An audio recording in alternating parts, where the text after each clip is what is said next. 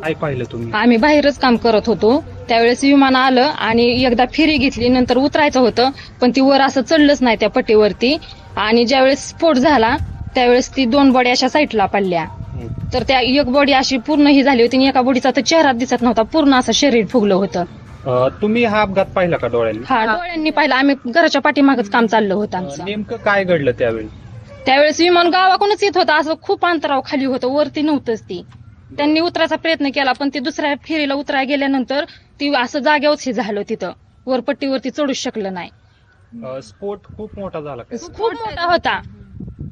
आणि नंतर काय परिस्थिती झाली स्फोटानंतर? स्फोट झाल्यानंतर आम्ही इथून पळालो, पाणी घेतलं पण ती आमची सुद्धा शक्यता नव्हती ती असं हे करायची, पाणी वाचण्याची.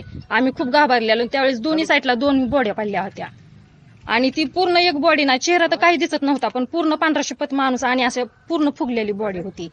2 बॉड्या साईडला पडल्या, बाकीच्या बॉड्या पूर्ण आत होत्या आणि खूप मोठा जाळ होता तिथं. आम्ही लय घाबरलेलो. आंखों से देखा है, बहुत दुख भरी दर्द भरी घटना है ये। हमने देखा कि एरोप्लेन जब नीचे आया था ऐसा लग रहा था उसका क्रैश हो जाएगा ऐसा हम सोच रहे थे, तभी क्रैश हो गया।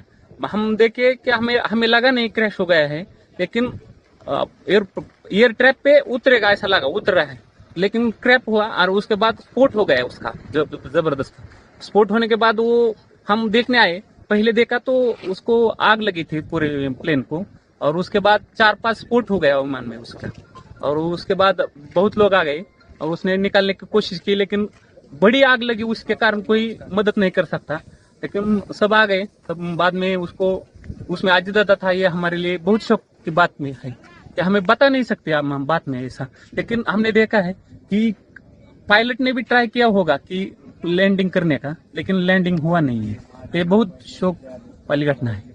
हमने देखा पूरा एक नीचे आ रहा था, ट्रैप पे आ रहा था, ट्रैप के नजदीक एक 100 फुट